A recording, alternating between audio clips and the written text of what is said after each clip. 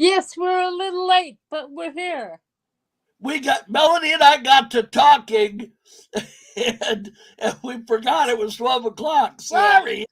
we're sitting here And arguing about synchronicity, and we anyway, have our yeah, it was guest. my fault. Okay. Welcome to Fan Flak. Our guest today, whom I didn't even get a chance to introduce, is Julie Loar, who is a writer and an expert in many things: dream interpretation, She has Egypt, eight books. 8 books. Read them And she's now. and she's a big five, a traditionally published writer. So the we're happy to have her with us. And Julie, you have an October trip to Egypt coming up, do you not? I do indeed. I've been interested in Egypt. My parents told me since the age of 3, when they found me asleep all the time on my uncle's geographic magazines open to Egypt. So this will be I knew exactly which books to pull off his library shelf, and they'd find me asleep on the pages. This will be my 15th tour to lead, and I'm going October 9th to the 21st, 2 weeks. And information is on my website, julieloar.com, on the Egypt page, or I think it's called the events tab. And people can contact me from there for all the really detailed information. But it promises to be another fantastic trip. So I'm looking forward to it. Wonderful. That sounds fabulous. The There's now been is quite a this bit a of there's been quite a bit of news stories coming out of Egypt where they're using some of this high tech equipment to try to map out the catacombs and passages that they never knew were there in some of the Great Pyramid. well, Zahi Hawass seems to be very upset about that. So Well, the as long as they're not going in there with a hammer and chisel and opening it up, this stuff's not Right, doing anything other than looking. It's not actually right. exactly. But that whole damaging thing is anything. lots of stuff, and they have technology in space that can look underground and see things that are there. And the latest thing, you can't get in to see it; it's still off limits. I don't know the backstory of how they found it. I don't know whether you saw this story, but it's on the Giza Plateau. They found a staircase. Have you seen that story that goes Yes. underground where it is now and into this whole area that they think may be connected to the Great Pyramid? Yep.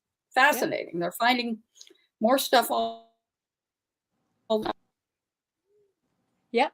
And I know. And I've been reading Robert Temple's newest book. mm-hmm.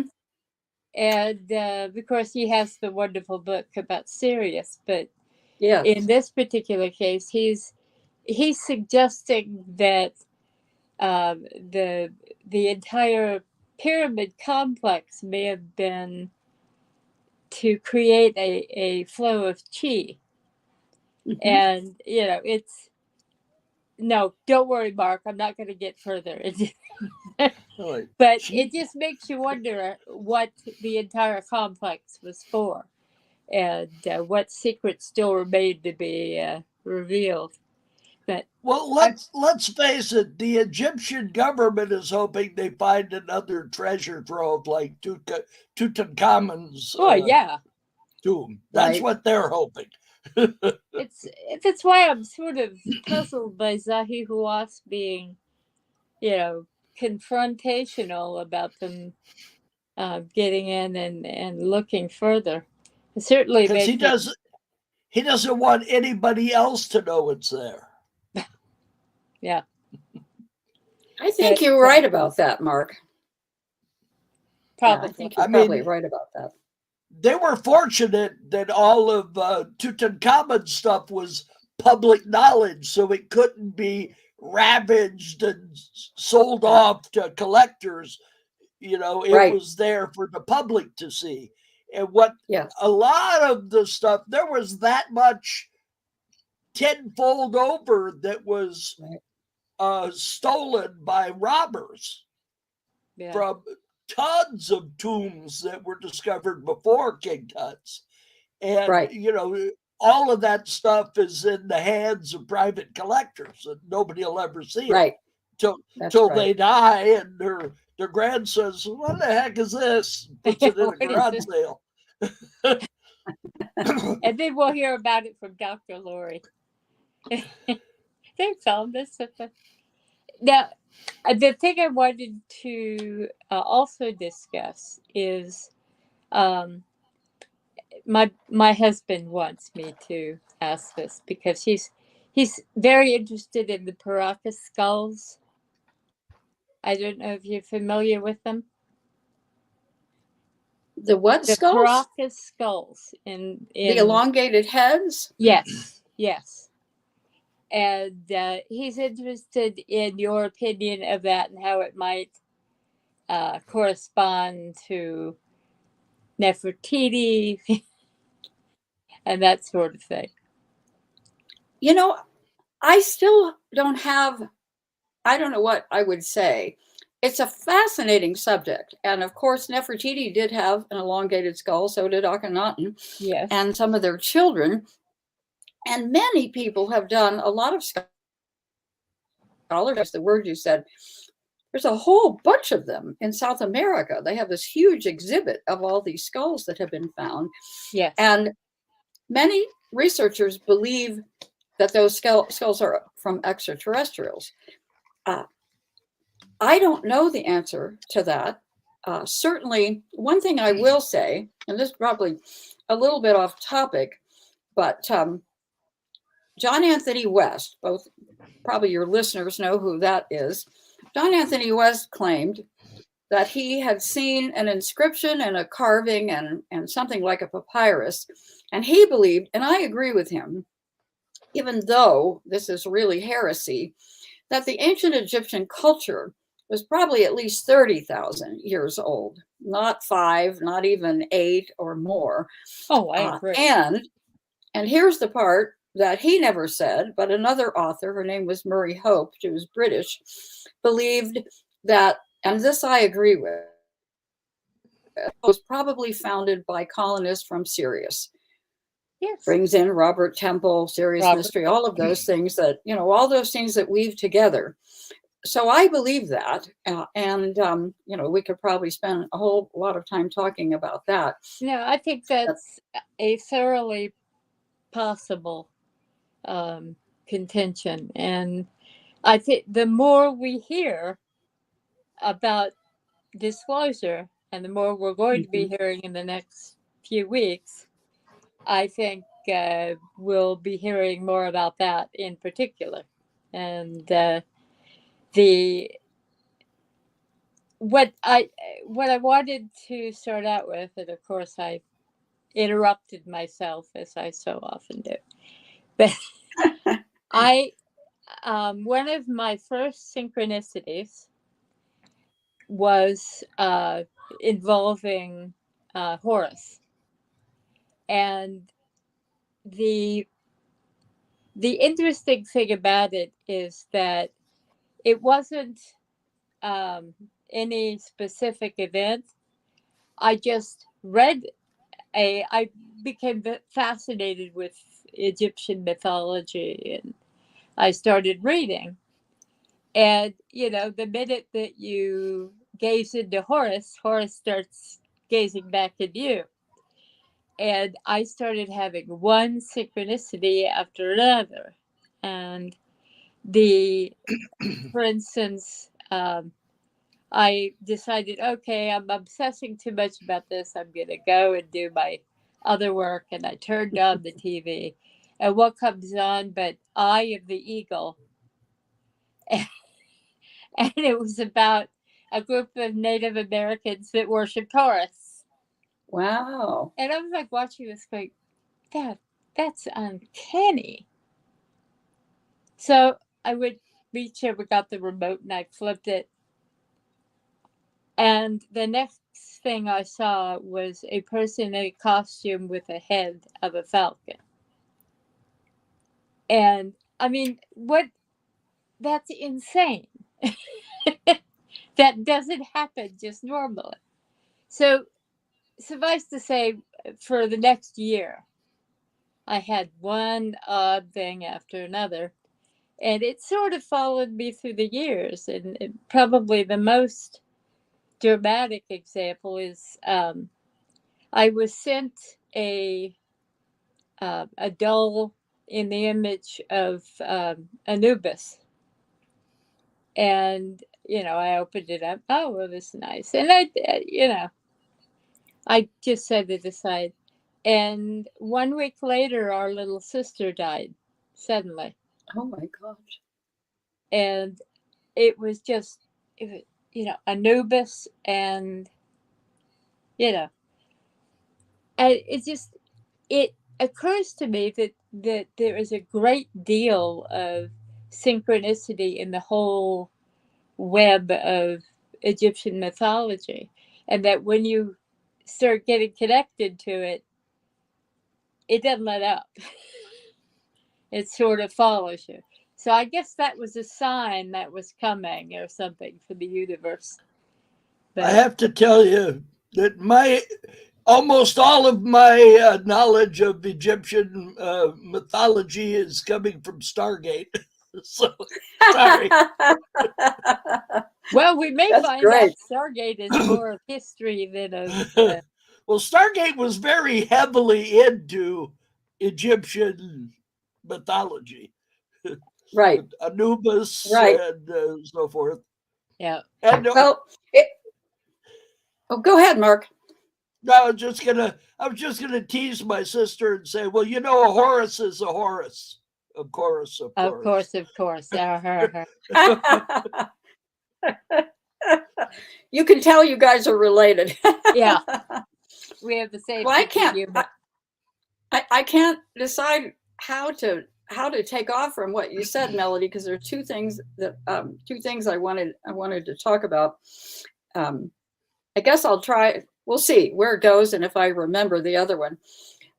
I think that what's interesting now is there are alternative physicists. One of the more well-known ones now is Nassim Harriman of the Resonant Science Foundation.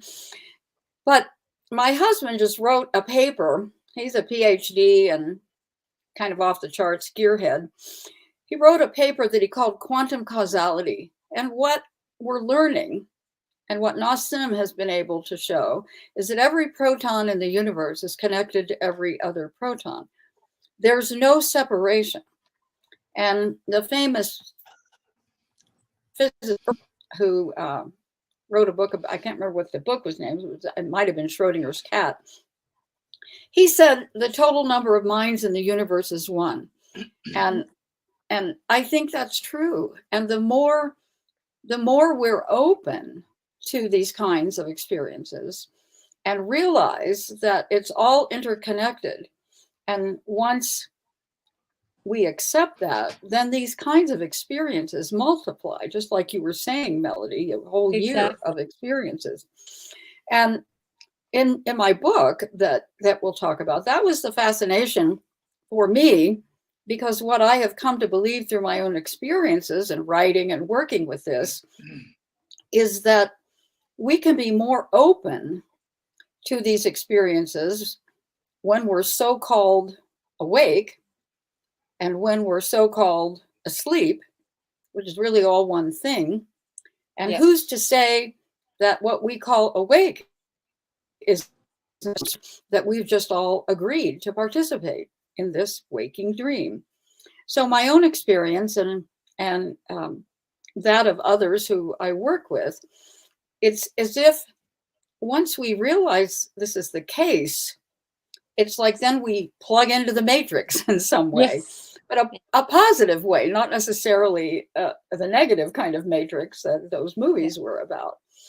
And so it's it just happens more and more, and things seem to have this almost magical quality, just like, what are the odds? I mean, what can it be? But the other thing I just wanted to say,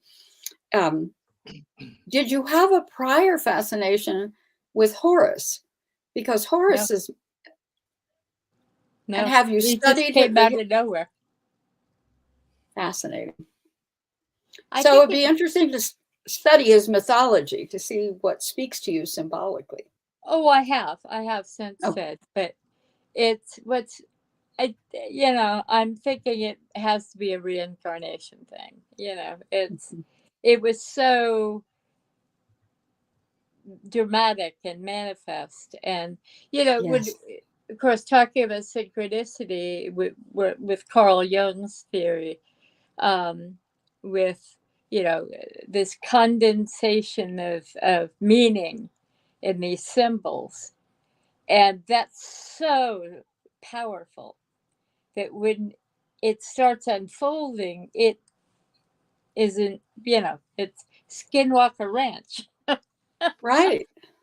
And when you start kicking around in that, it can get very powerful. And the idea of everything as one mind, when you see the events that unfold on that show, and we talk about it a lot here, it is one mind that is superseding theirs. It's something that is thinking through events, and you see Looks it like you wanted. Oh, affected. I'm sorry, Mark. It looked Julie, like you wanted to say something. Well, do you watch Skinwalker Ranch? Have you ever watched it? No, I don't have TV. I am a reader, and so I really don't have traditional TV, and so. But Well, I now that get you're all talking of my about it, television. I get all my television over the internet. I don't have. We for 20 years had a dish network here. My wife loved all of those shows, Dr. Pimple Popper and all these crazy shows. And when I lost my wife, I lost all interest in television. So, and I don't watch a show. The Skinwalker Ranch is the exception. Unless the show has completed its expected run, I don't watch it because there have been too many shows that I've watched and they've canceled in mid-run and leave me hanging. That it just makes me mad. So until the show, like The Sopranos, I never watched an episode of it until they finished, and then I said, "Okay, I'll watch it." Then I streamed it, but I try to ask this of anybody who has a interest in paranormal and UFOs. Are you familiar at all with Dr. Stephen Greer? Oh, yes, I'm a member of his association and a huge fan. I think he's one of our modern heroes. What Stephen Greer is. I like Stephen Greer, but there's kind of the opposite end of the spectrum. What do you think of Bob Lazar? I think he's legitimate. I think his story is legitimate, but I wouldn't tell you that I know enough about it to assessment, but I think he's telling the truth. Yeah. I've watched his original video and he comes across as 100% valid. Yes. Now something he talks about, and these aliens have come up in several different places, is the Zeta Reticuli 8, which is where he claims the UFOs that they were back engineering. Back engineering. Reverse engineer, that's the word. That they are the ones that we were doing that with. And then I've noticed several other shows where Betty and Barney Hill said that the aliens came from Zeta Reticuli 8. Right. Now, of course, that happened long enough ago, and it was publicized enough to where Bob Lazar could have heard about it and just decided to use that name. But he doesn't come across as being a phony. Now, how about Lou Elizondo? What do you think of him? You familiar with him at all? I am, and I know that the jury's out. I would tell you my concern with what's happening with disclosure on the government side is almost everything you hear, they describe it as a threat. And I'm forgetting his name, the Russian scientist who came after World War II. You'll know who I'm talking, Werner von Braun. Oh, yeah. You know, I don't know if you know the story, but he told one of his main helper, Carol Rosen, I'm not sure how to pronounce it. He talked about this whole thing of what would happen, the terrorism in the Middle East, this whole series of things. And he said the last thing that the government will try to do, or the secret government, a fake alien invasion to be able to, you know, and so I worry about that from Alessandro. That's kind of where he seems to be coming from, you know, that this is all a threat. Personally, I think that if they were going to take over, they would have done so a long time ago. And yeah, I agree with you. If they had the technology that they've shown to have, we've got nothing that could stand up to them if they wanted to do us harm. What's not being revealed to us is that we're part of them. We're part of their existence. Yeah, that's what Star Trek, that's what they say on Star Trek. Yeah, you ever seen that episode? Oh, yeah. Yes. Yeah, absolutely. You know, Melanie and I have had this discussion with other guests before. I'm not a big fan of Lou Elizondo. I think, like you say, I think he's in on the scam, and he's trying to make us afraid. You see, right now this is something, it kind of ranges into politics, which I try to stay away from, but the government needs us to have an enemy to be afraid of. Right. The Russians were always our enemy, then the Chinese, now they're making it the aliens. And it was the terrorists, and now it's the aliens. So, because otherwise the people can say, you know what, we really don't need this government. Why are we spending all that money for this government when we could just be hippies, you know? What's interesting is I read a couple of people who are former intelligence officers, and Dr. John Chandler and a couple of others. And he is, he's interesting just in and of himself, but he says that the old guard is moving out or being moved out, and that Elizondo is the last of them trying to keep in control. And we really are shifting into the age of Aquarius, and Pisces is behind us now. Elizondo and Rick Doty. You notice Rick Doty's he's on all of these UFO things, talking about how the government is doing this and the government's doing that. You know. Yeah, and Rick Doty is, you know, he's. I got a comment I want to make. Yes, I know Werner von Braun was not Russian. He was German. Right. So somebody, because you had originally said he was Russian when you were talking about him. Did I really? No, what I said was after World War II. Did I? Well, if I did, that was certainly a mistake. No, he was. Oh, I knew you knew. Just somebody else chimed in and said, you know, he's German. He's a Nazi. Yes, I know he was a Nazi. Right. He developed the V2 rocket. We all know that. You don't need to tell us. We all know who Werner von Braun is. I can even sing the Tom Blair song. But sometimes I say things that my brain does a short circuit thing, and then I have to find out later, did I really say that? I wouldn't know anything about that. See, but it's you know, it's fascinating, and of course, again, we could go off on a long conversation about that. I believe that my husband and I both believe we've been ET contactees our whole life, with relationships with mostly and so I myself have never had any relationship with Greys or the Zeta Reticuli that I'm aware of.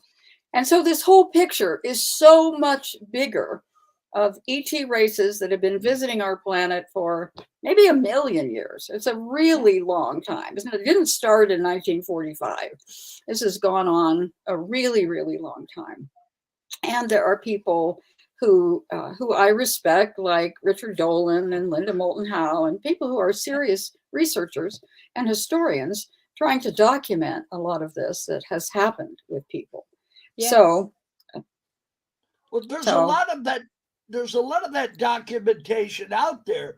Unfortunately, yes. there have been a few fraudsters who have done things that make everybody look bad, like Eric Von Donigan and some of that phony stuff he did. I mean, and a lot of the stuff that he talked about really is out there, just not where he said it was and not in the context that he was trying to say it was. So. I think he's been misrepresented quite a lot. And his, well, they've proven a lot of what he said really wasn't true. Well, on the other hand, I just saw him on a British, I can't remember what the name of it was, but it was a British program, had some top names, and he worked with NASA to recreate some of the things that he was told and learned about, and they literally created them and said they worked. So sometimes things are a mixed bag, and if someone really is going to blow the whistle, pardon the expression, then dark forces do everything they can to discredit them. So, so it's an open story for me likewise with Eric Von Daniken, but I was interested in this. I wish I could remember. I watched it on Gaia. It was some interesting British program that was pretty interesting. Yeah, Gaia is a requirement. That's the truth, isn't it? Yeah, it really is. So they have such interesting stuff on there. There's so many people. We were discussing this with Dolly and Preston who need to be marched out and praised and vindicated. People like Whitley Strieber, who was just shredded by the press. And, he said it, he went out there and said it before anybody else did. Well, before a lot of people did. And he was attacked by all quarters. And now we're seeing this out. And I messaged him and I said, I'm going to get a t-shirt that says Whitley was right. And he said, send me one too. That's great. Melanie, I just thought of something. What's that? Since you had those t-shirts made up, we should send all of our guests a t-shirt. That's a very good idea. Yeah, I will do that. I love it. I bought a bunch of t-shirts for, for the promotion didn't work out. So, so they're really nice shirts. I've got one. The worst thing you can do is order t-shirts. The worst. Even the Skinwalker Ranch people are loaded up with t-shirts. Yeah, I've got one. Yeah, you sent it to me, didn't you? Yeah, you sent it to me. I gave it to you. Yeah. This is my favorite alien shirt, by the way. It's great. That's cool. This is by a company called Liquid Blue. If you want one, we got to get them as a sponsor. Well, Liquid Blue makes great shirts. They're good quality. They don't shrink. I've got some of them I've had for 15 years and watched them a bazillion times, watched them at least 5 times. And, At least and, and they don't wear out. They're really good. yeah, I'm pretty sure Beverly's behind you gonna swat you upside the head for that one. Sorry, Beverly. That was his late wife. Anyway, there are so many people that the mass media, while they've propped up these media darlings like Bill Nye the Science Guy, and Mr. Bachelor's in Engineering.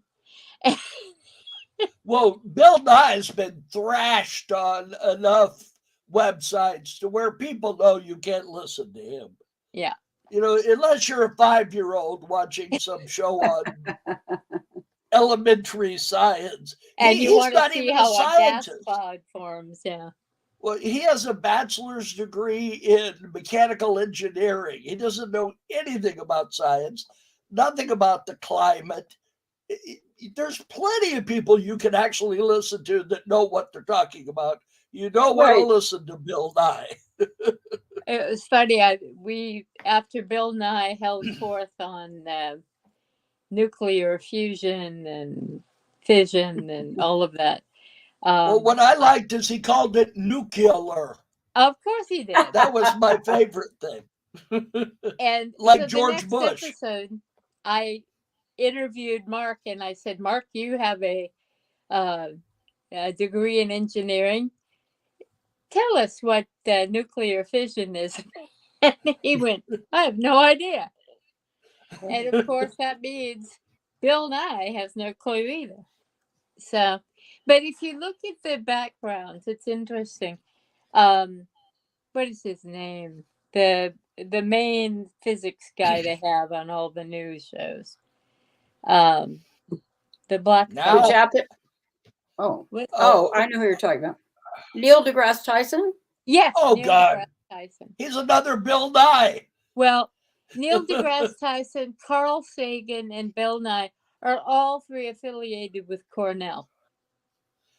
Oh, that's true. Let me say something.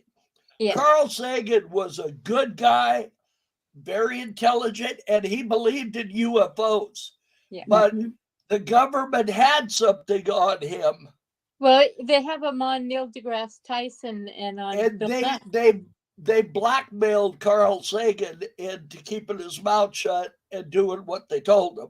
Because if you look at some early stuff by Carl Sagan before that happened, and he was all in with UFOs and all of that. There's all sorts of stuff with him agreeing with it, and then all of a sudden he turned 180 degrees around. Well, so he before he passed, he went up and visited with Terence McKenna, and Terence was a great a mystic and a shaman and an ethnobotanist. That's what he called it. I always confuse him with the guy that did the advertising for Apple.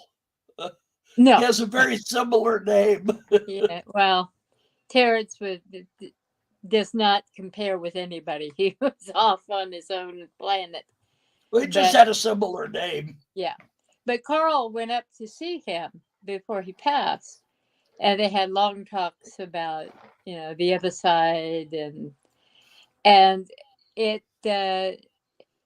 Carl had problems with ladies, and Neil deGrasse Tyson has a lot of problems with ladies. Oh, yeah. Bill Nye, I'm not sure what his thing is, but they got dirt on him. And James Randi, the famous great James Randi, he had his own issues. And they were blackmailed. They ruined that poor man with water memory who taught.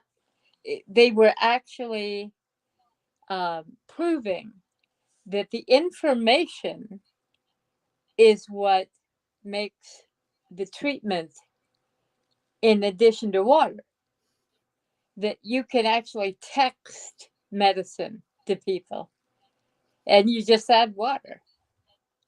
And it's a long process, but suffice to say that if you do a search for water memory, you'll find out about all of that. And Professor de Montaigne is now bringing it all out. So the future of medicine is not chemical, it's information, and that which is homeopathy. So it just shows you. But getting back to our topic, I'm sorry. I dragged this off into something else. But then again, symbols, that's medicine. The symbols, the information in the medicine, that's where the symbolism comes in. And synchronicity being restoring the system to stability and wholeness. And it's all about healing people and healing the system and restoring order, and not order in the, the brown shirt sense, but, the positive order, harmony. Yes. And I say that as melody. Harmony is the essence. And I know in your book, you mentioned a lot about the power of symbol and how it's impacted your life and your, especially in the last few years. And I wonder what inspired you to write this book in particular. I've been interested in dreams my whole life, that I've studied and taught about for a very long time. The genesis of the book happened with the pandemic lockdown, where I had the opportunity first thing I did was use software I'd purchased and turned 80 of articles I'd written for Atlantis Rising into 2 books. And then I thought I was going to do the same thing with articles I'd written about dreams. But something just kind of overtook me, some sort of muse or something. And I had what they call motive and opportunity as a writer, because I couldn't go anywhere. We were locked down. And so I just started gathering all of the articles, and the book took on a life of its own. So it was sort of different. It wasn't like I thought, gee, I think I'll write a book about dreams. So it was, and then I had a series of powerful dreams writing it, and powerful synchronicities. I wanted to tell in the book rather. One is a famous story by Carl Jung that in the book, I quote him exactly telling the story.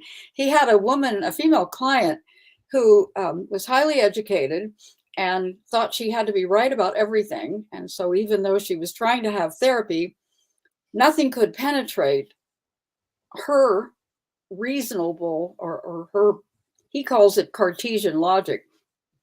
So she's there one evening in his office relating a very powerful dream that she'd had the night before, in which someone in the dream had given her a costly golden scarab, bringing Horus back into the conversation.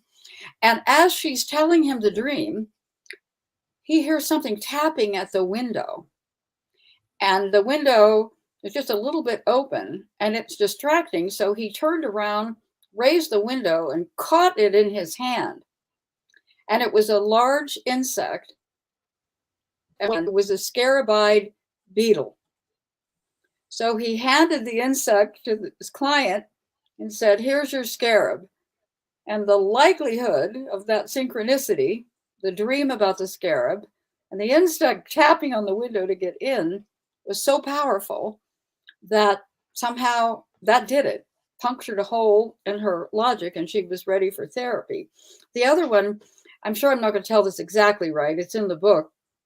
A person who wrote an article for Psychology Today magazine, and he was going through something in his in his life trying to make a decision, and he was driving home, and the song on the radio was Desperado by the Eagles. And he relates a story that the last thing is, don't ever choose the queen of diamonds or spades. She'll always break your heart. Always pick the queen of hearts. And the song ended just as he pulls up the car, and there on the curb was a queen of hearts playing card. Now, how can you explain that through logic and it just, again, I can't remember the exact quote from Deepak Chopra, who says something like, to describe a synchronicity as just a coincidence is to lose a moment of profound grace. And I love that. I might not have that quote right either. So, long-winded answer to your question, but it felt like a really guided process, this book. A lot of hard work, a lot of research, but also a lot of guidance, powerful dreams. And I was given in a dream a 7-step process to interpret dreams, which is in the book. And I interpret, using the process, 7 of my own dreams that I had along the way. I also included in the beginning information about the spiritual path. It's kind of the book I wish I would have had 50 years ago, my own process of spiritual growth. So I don't know whether I answered your question or just went off on But what I loved about the book, and it's something I noticed, and I swear I would only say this to our audience because this sounds a little paranoid, but I honestly wonder if they don't have some kind of dream jamming system at work on us, because suddenly the last year or two, I am dreaming what seems to be alternate timelines of things that are slightly different but have gone on in different ways. And the it is so odd how life, when you start touching into these mystic webs like the Horus synchronicity web or whatever, life becomes like a dream. Yes, Mark. I just have, being a big Eagles fan, I have to chime in with this. Don't choose the Queen of Diamonds, boy. She'll beat you if she's able. The Queen of Hearts is always your best bet. Thank you. You're welcome. It's one of their best songs, I think. Oh, yeah. Yes, I like Desperado. Yeah. My girlfriend and I used to sit around smoking dope and drinking Annie Green Springs and listening to the Eagles. That was Diane, wasn't it? No, that was Monica. Oh, yeah. Oh, I love it. Well, I don't know if you're familiar with a new series that just started called Mrs. Davis. It is literally like they've taken dreams and the dream state and translated into real life. And of course, that synchronicity. It's like, you think you're, and something else I have noticed. I am on a lot of afterlife groups since losing my sister, and we lost our mother when we were very young, and we've had a lot of deaths in our family. And I have and Mark has too received messages from our loved ones, and he's only now beginning to admit this. But we had this happen, and you notice how it's almost as if animals start acting like they're in a Disney film. It's like I hear from friends whose father, he loved peregrine falcons. Talk about, here we go with falcons again. And he, in fact, had one that he would call and it would land on his. And when he passed, his daughter was sitting out with she was having brandy and talking with friends, and this peregrine falcon came and landed not on her table but the next table, and she's like looking at it, and it was hooded. It was a part of a team, and somebody called and it flew off and went back, and her father's name was Stephen. So this fella comes over to talk to her, and what is his name but Stephen? And there we have it. And I do believe that yes, I got you. Sorry, its color doesn't match with my background, so Yeah. you can see through it. The Mark's grandson Connor is autistic, and so that gives all kinds of new opportunities to educate and to all of us. You know something I didn't know about autistic people? He's very talented. Oh yeah. Yes. He learned to write and read real early, but his main problem is controlling his temper. Things make him mad that you wouldn't think would make him mad, and sometimes that's not good. Right. Well, that's often the case with brilliant people, though. I always loved the series 24 because of the Chloe character, and what was so great about it, she was heroic and brilliant and autistic, and they never mentioned it in the film. But someone at Comic-Con said to the showrunner, "By the way, is Chloe supposed to be?" He says, "She has Asperger's." Wow. And they conveyed it without telling it, and it just shows you there's many different forms of intellect, and some make us slightly different so that we don't fit in as easily. But what one of the most famous people around, yeah, and it isn't well known that Elon he's Musk. autistic. Elon Musk. Yeah. Yep. Well, everybody who's slightly different is often autistic. And That I have to mention that I got to, well, I'm not going to say meet, but I got to be in the same room with him twice. Oh. When I used to work for SpaceX. Yeah. I used to work for SpaceX, and I got to be where they do the mission control thing there. And he was in the room a couple of times. That was fun. Yeah. Mark has met everybody. Just about.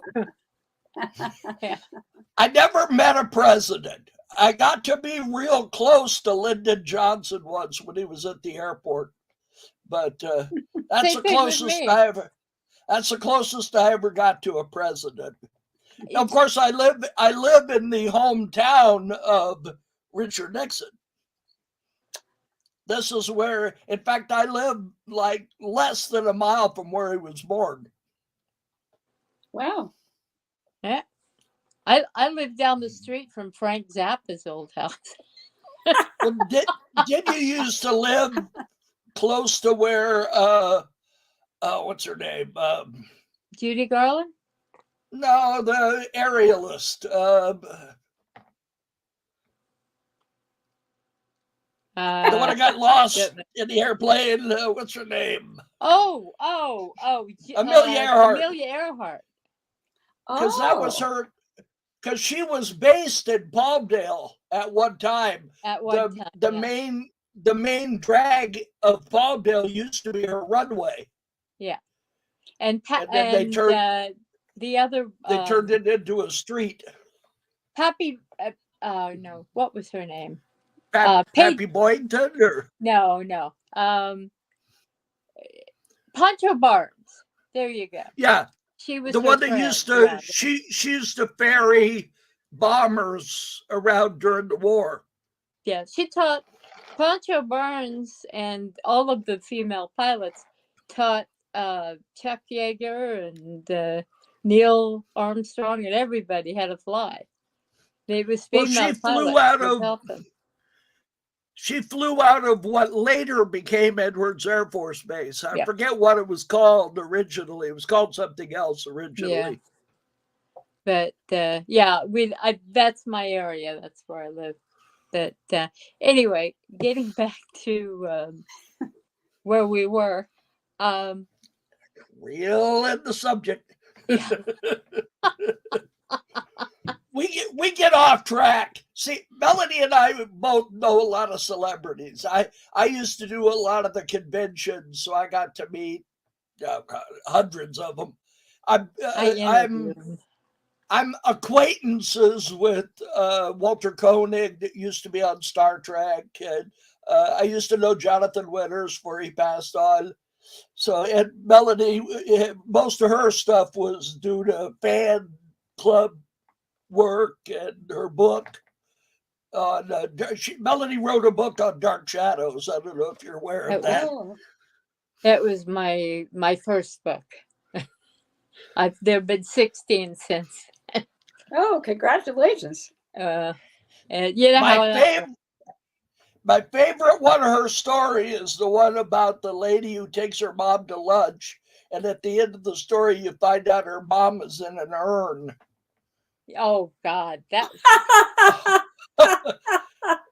The whole story, she's talking to her mom, and you think her mom is sitting over there. And at the end, it says, "So I picked up my mom's urn and walked out of the restaurant."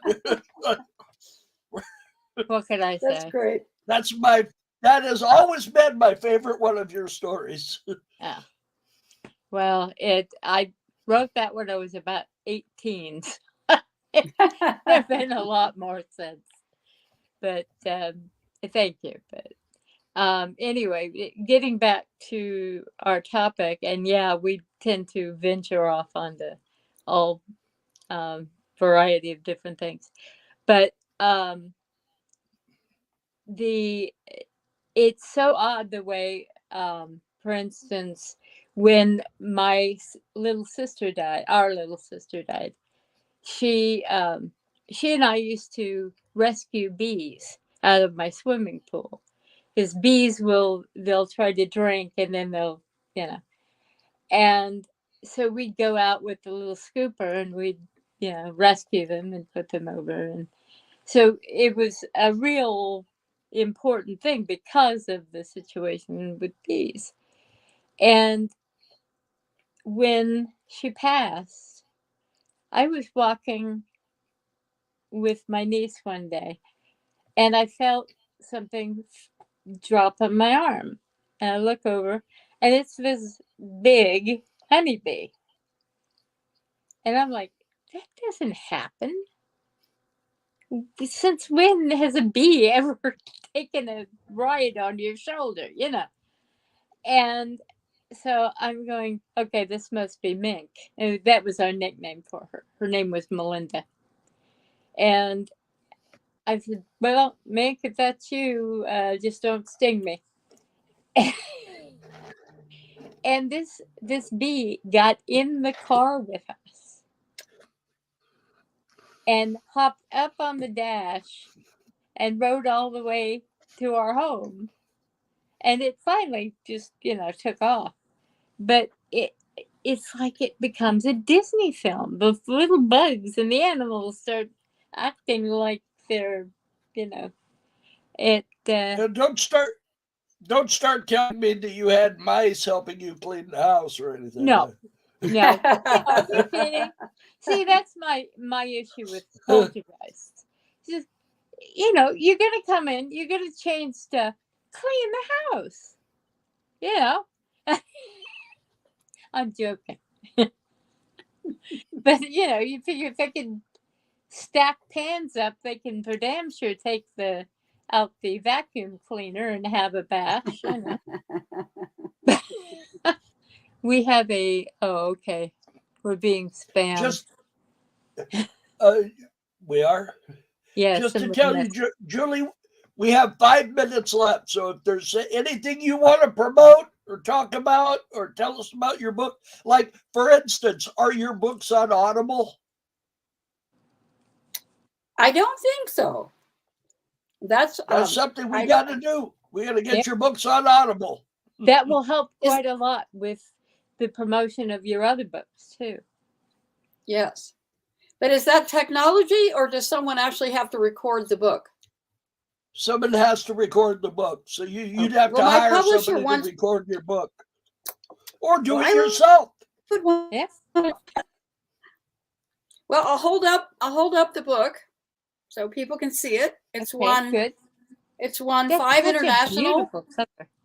Oh, thank you so much. I love it. Can you send us a picture of the cover and we'll post it on the group? Sure, I'd be happy to. And I'm proud to say it's won 6 international literary awards, including a Nautilus Book Award. So that's like a lifetime. Yes. That's more than any of my books have won. Well, you haven't written one yet. I know. Well, there's always that detail, right? So it's available everywhere books are sold. And the Audible thing, like Wikipedia, is on the list, trying to figure out how to get that done. But I really would like to do it. So, I teach workshops, and people can contact me on my website. I work one-on-one with people if they're interested. I think the book was a revelation. Give your website address again. It kind of distorted when you said it. Oh, sorry. It's my name, JulieLoar.com, Loar. No space. No space. Right. No space. Yeah, it shows under my picture here, so people can see it if they're good. It's right there at the.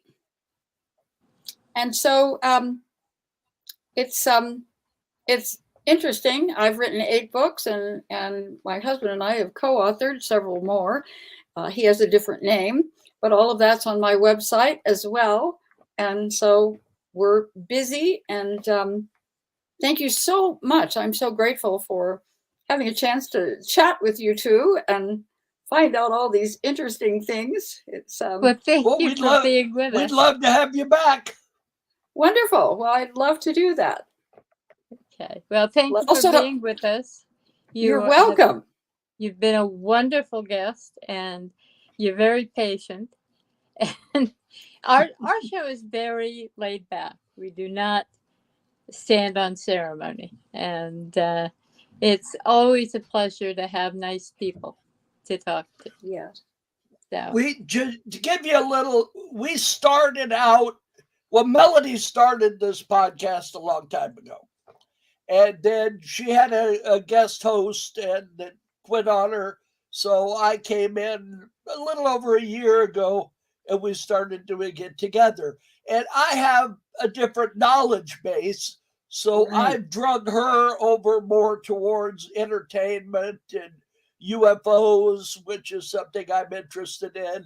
And Melody and I both witnessed a UFO when we were teenagers. When we used to live out in Hesperia, which is not too far from where Melody currently lives. Yeah. And we were near an Air Force base, and we saw 2 black triangles overhead. The only way you could see them was because they blotted out the stars as they went by. Right. Now, I don't know whether they were airplanes from the Air Force Base, which was George Air Force Base was close by at that time. It's since closed, but so it may have been something from there. But whatever it was something I had never seen before. Right.